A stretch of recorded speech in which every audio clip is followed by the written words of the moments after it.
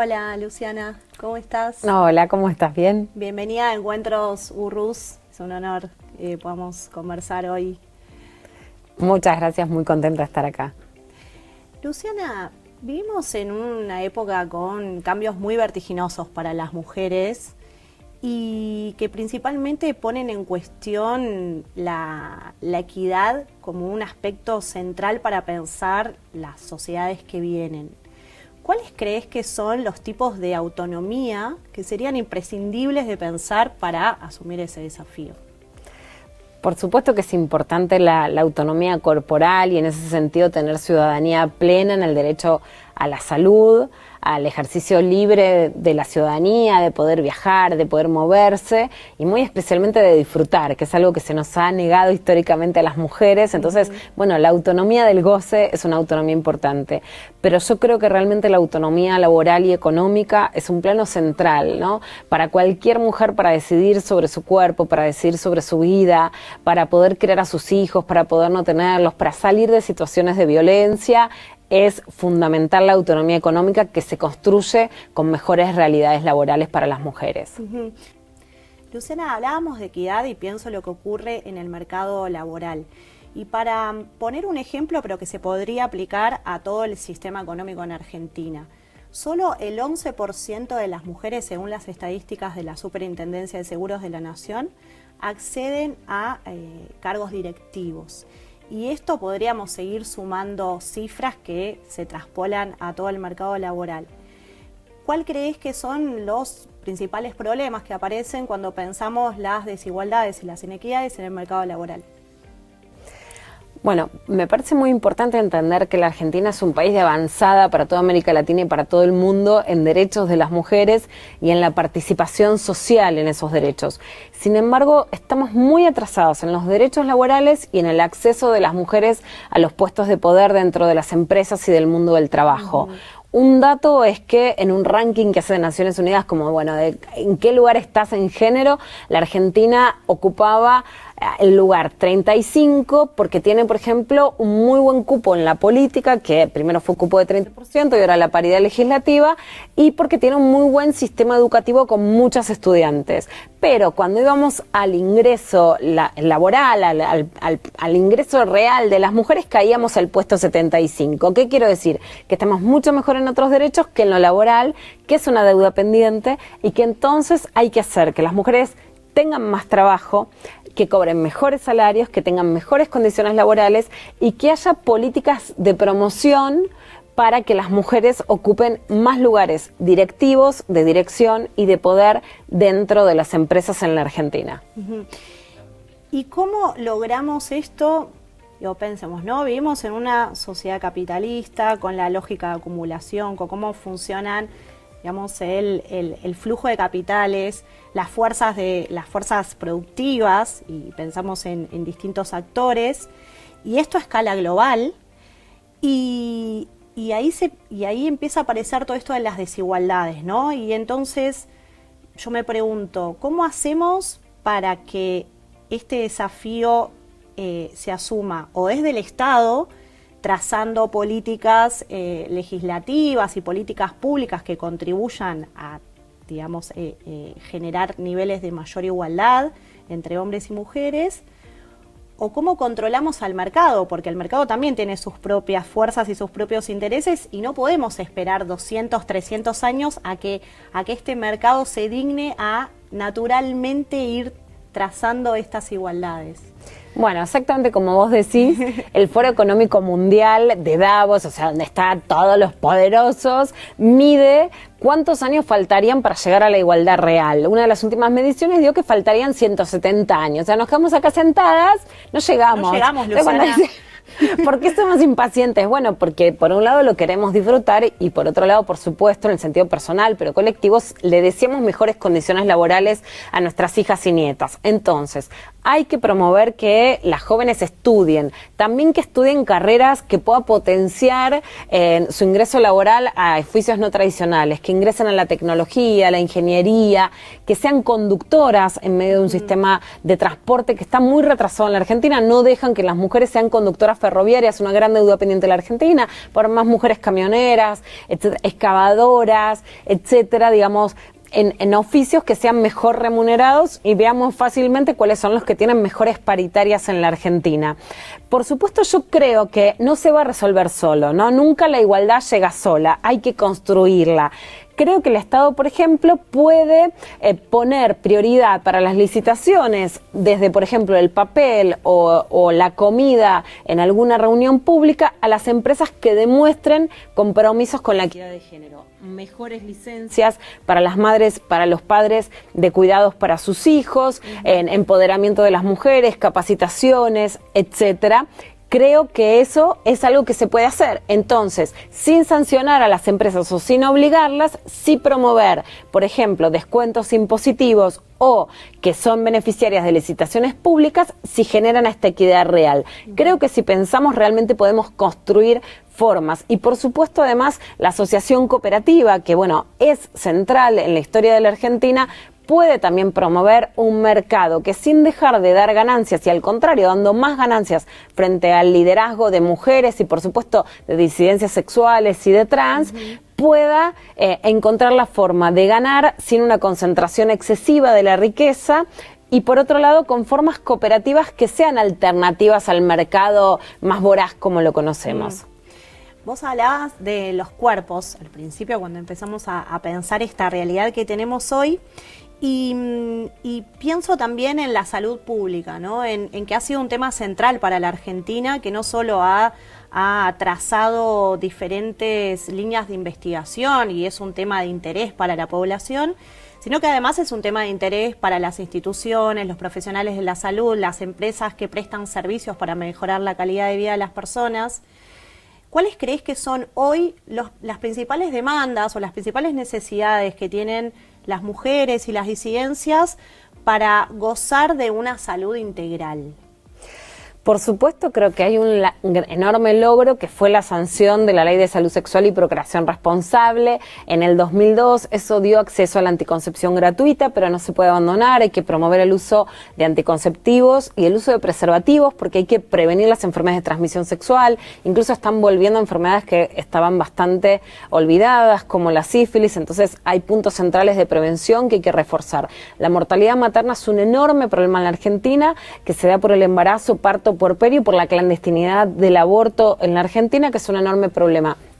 Las últimas cifras indican que murieron 246 mujeres por mortalidad materna y entonces también hay que cuidar mucho más a las mujeres en el parto, ser más respetuosa, por supuesto, del parto humanizado, de las formas también tradicionales de parir cuando las mujeres la quieren, o también de que los varones puedan acompañar en el parto a las mujeres, pero digo, eso viene cambiando, ¿no? Porque si por ahí pensamos en generaciones anteriores, en nuestras abuelas, mismo en nuestras mamás, sin irnos tan lejos, había mucha invasión por parte del sistema médico sobre el cuerpo y sobre el momento del parto, ¿no? Esto del parto humanizado empieza a ser más respetuoso y una instancia donde, bueno, nosotras también tenemos que disfrutar ese momento y poder decidir cómo queremos hacerlo. Exactamente, siempre lo que importa es que se respete la decisión de las mujeres a tener hijos, a no tenerlos, a cómo tener, a usar anestesia, a no usarla. No hay una norma básica que sea para todas, sino respetuosa.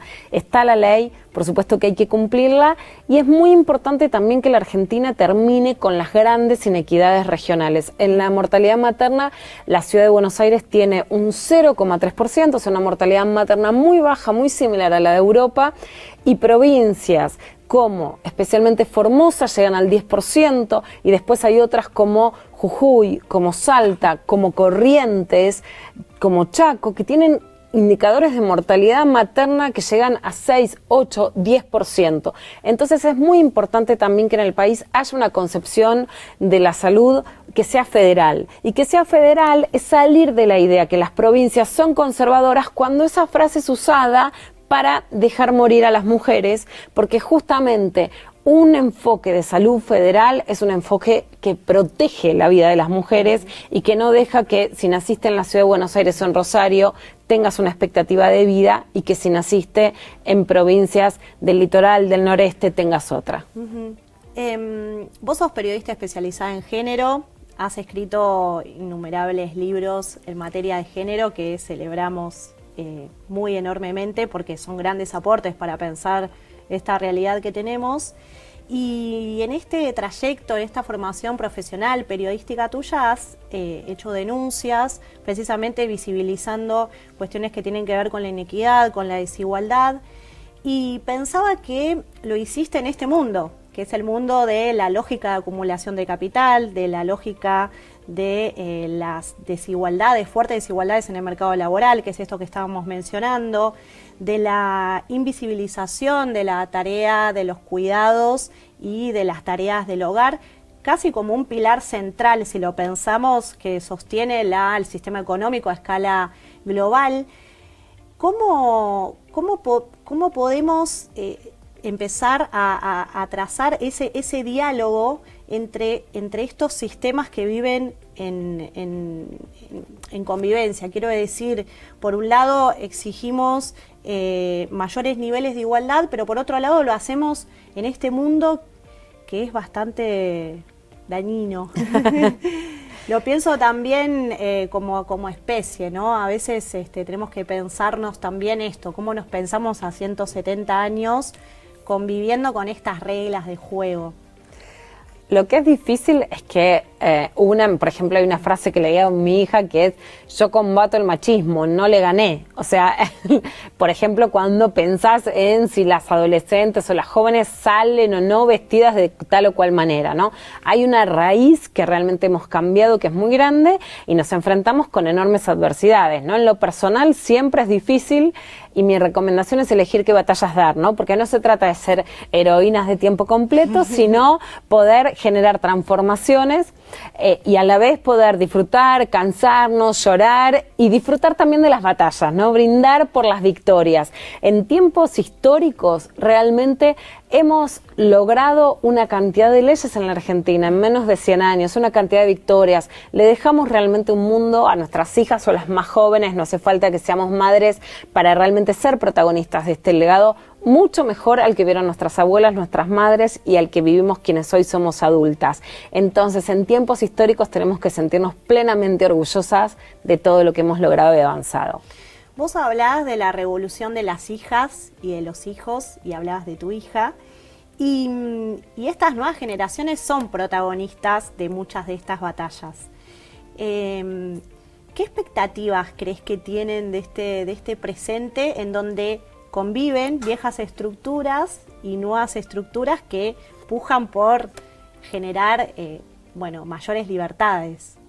Exactamente, esta convivencia no es fácil, es como si en términos geológicos estuviéramos en esas épocas donde hay una fricción, ¿no? Donde hay de repente, ciertos temblores porque conviven viejos mandatos con nuevas realidades. Las jóvenes, las hijas, las adolescentes nos interpelan a todas, ¿no? Sin piedad. Sí. Ellas tienen una expectativa, por supuesto, de libertad plena, de disfrutar de sus derechos, de cambiarlo todo. Es ese ímpetu adolescente y juvenil que, por un lado, por supuesto, creo que hay que combinarlo con madurez, con protección, con cuidado, con rescatar lo que se hizo antes y con protegerlas, por supuesto, ¿no? Del rol de adultas, pero creo que sí, que esa interpelación juvenil realmente ha llevado a que los cambios lleguen mucho más lejos, a que lo hagamos con mucha más alegría, con mucha más energía, y yo creo que además las jóvenes les reconozco mucho que le pedimos al Estado que reconozca los trabajos de cuidado, las tareas domésticas que hacemos las mujeres y muy especialmente las madres.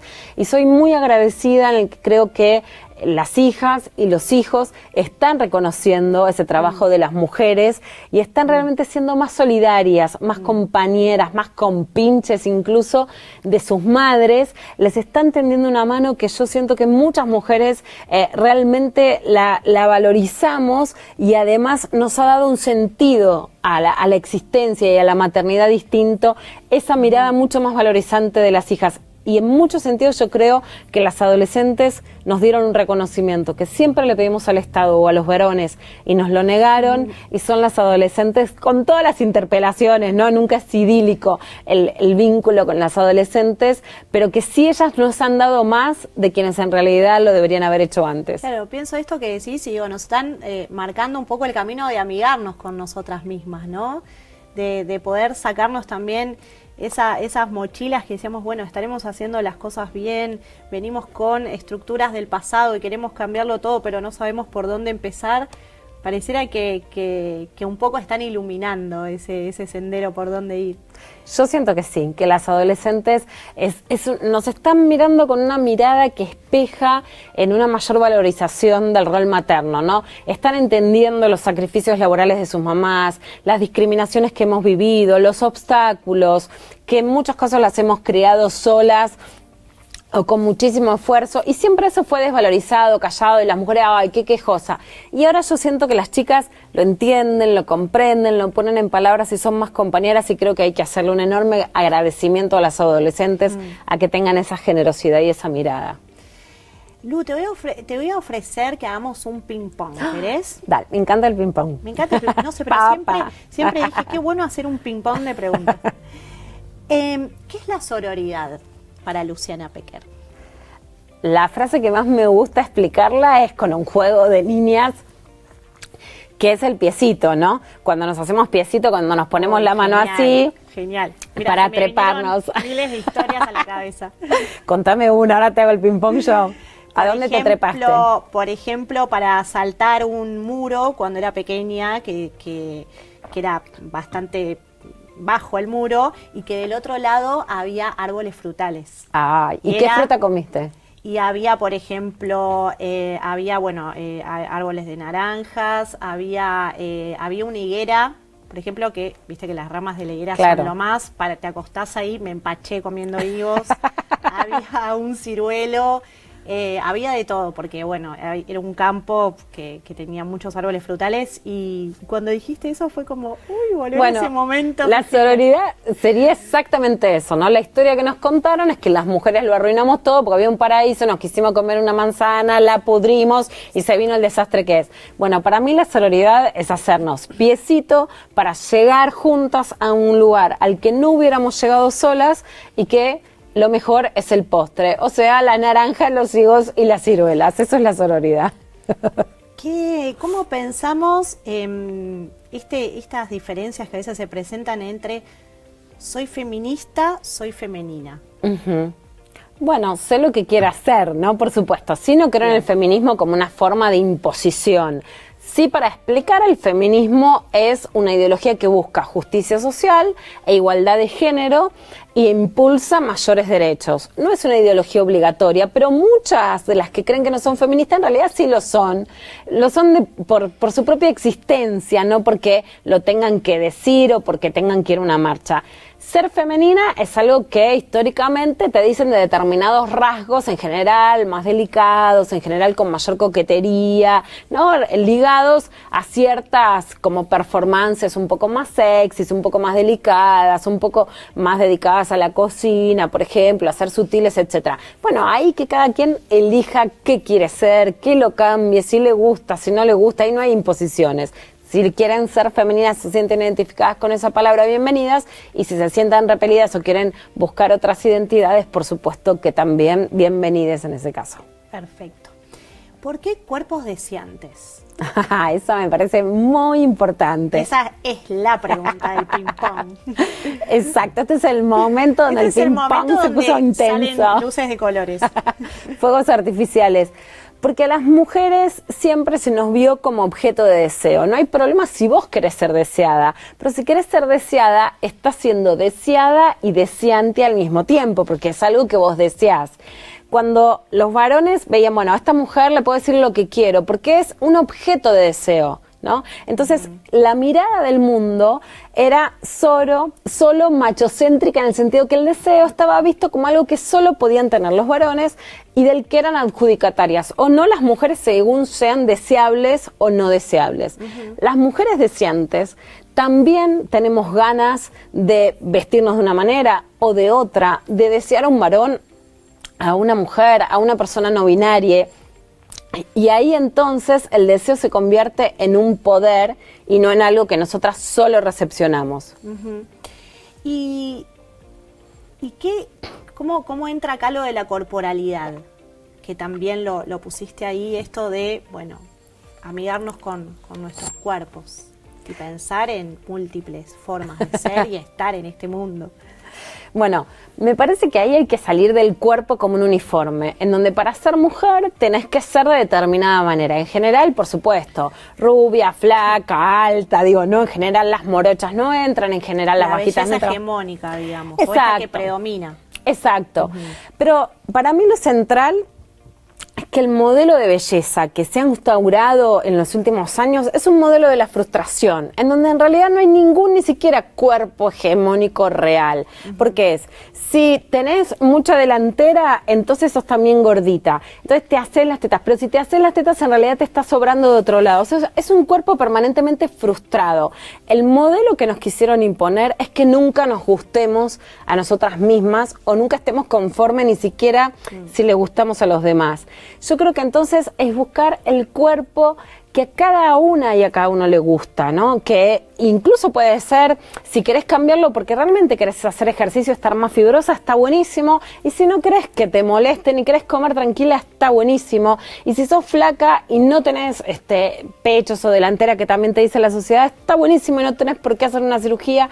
Y si te la querés hacer porque realmente te gusta o porque comprás esos mandatos, igual los querés, aunque sepas que forma parte del imaginario social, bueno, está perfecto también. Creo que hay que salir de la crueldad sobre los cuerpos y de la idea de que somos cuerpos uniformados para pasar a desearnos, a disfrutarnos y a construir nuestro cuerpo más gozoso posible. Y pienso en cuerpo y pienso en algo que para nosotras, o para muchas de nosotras, es como un momento de súper placer, que es los postres, las golosinas, el chocolate. Todo lo que está bien. Todo lo que está bien en este mundo. Ser golosa hoy es un poco contracultural.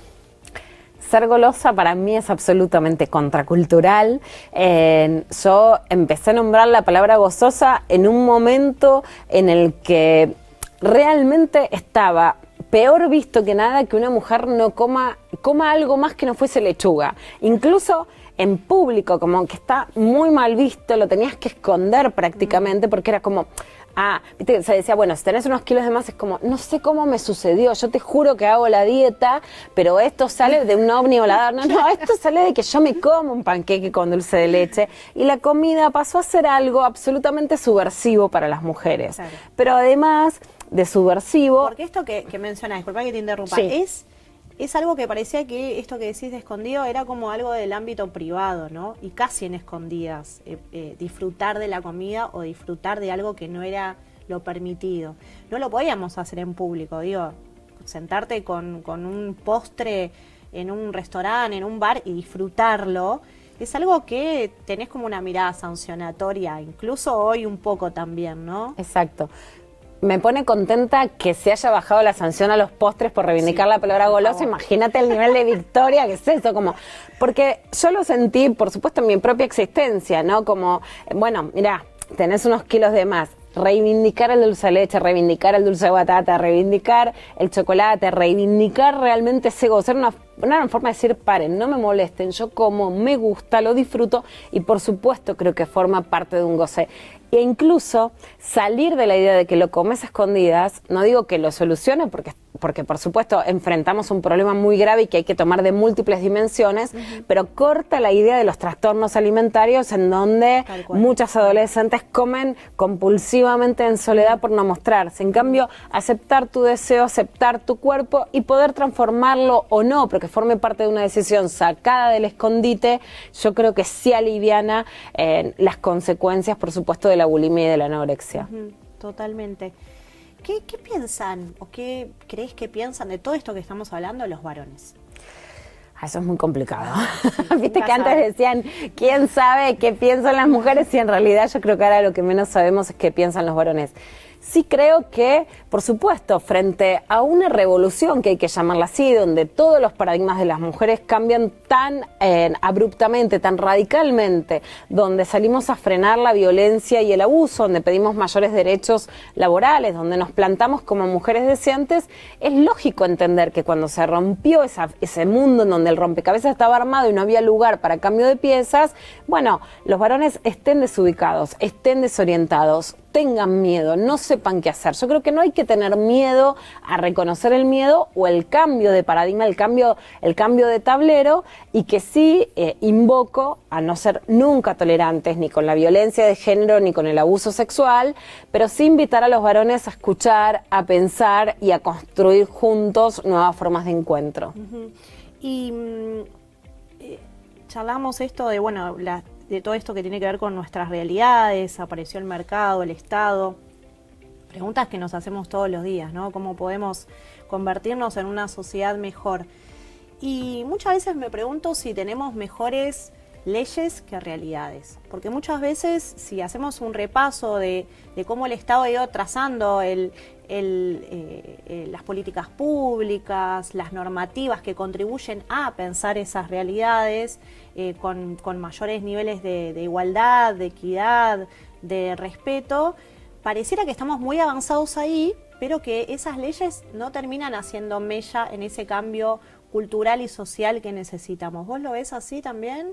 Sí, hoy la Argentina tiene mejores leyes que realidades porque se han aprobado una enorme cantidad de leyes en un tiempo histórico muy corto, entonces falta la adaptación cultural y además se suman un montón de obstáculos para que esas leyes sean realidad. Hablamos, por ejemplo, del parto humanizado, que es una ley que está en plena vigencia desde hace muy pocos años, desde 2013 aproximadamente, y sin embargo no todos los partos son respetados. Entonces la norma es mejor que lo que te va a contar tu amigo, lo que te pasó a vos.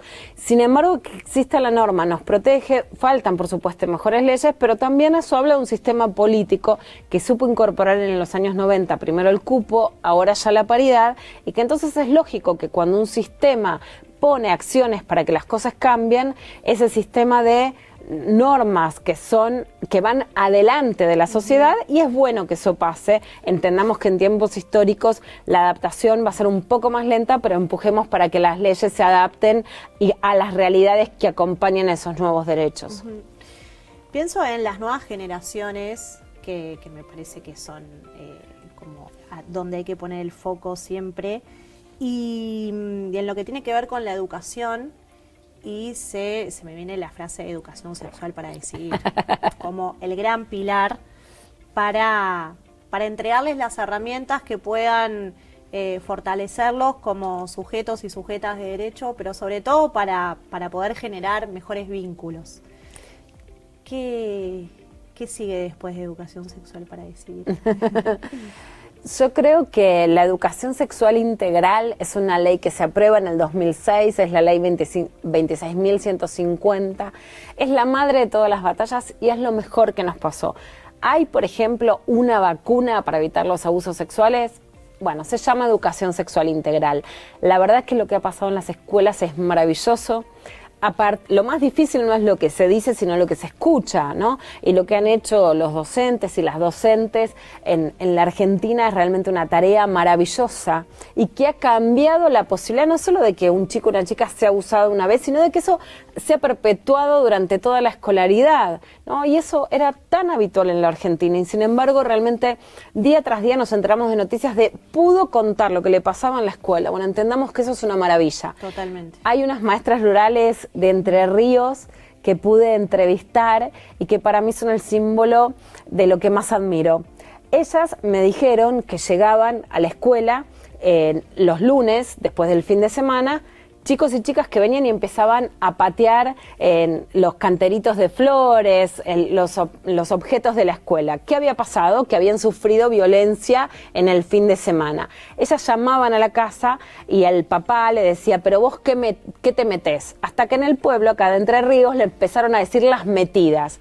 Y lo que me decían ellas, que fue una gran lección y esto es un homenaje, es que la Ley de Educación Sexual Integral las reivindicó. Con esa ley pueden meterse para proteger a chicos y chicas. Entonces pasamos de la cultura del no te metas a la reivindicación de las metidas. Creo que lo que queda es profundizar la educación sexual integral y, por supuesto, como vos decías, estimular a chicos, a chicas, adolescentes a tener mejores vínculos, noviazgos sin violencia, relaciones que sean amorosas y no agresivas, a que las identidades de género disidentes puedan ser aceptadas con alegría y con aprendizaje en la escuela, y un mundo en donde meterse sea para que realmente los chicos y las chicas sean más felices y más plenos. Y decirles además que son nuestro futuro, que son todo lo que queremos. Gracias, Lu. Gracias por venir, me encantó escucharte y además, bueno, es súper importante para nosotros tener estas conversaciones, me parece genial. Muchísimas gracias, Gracias.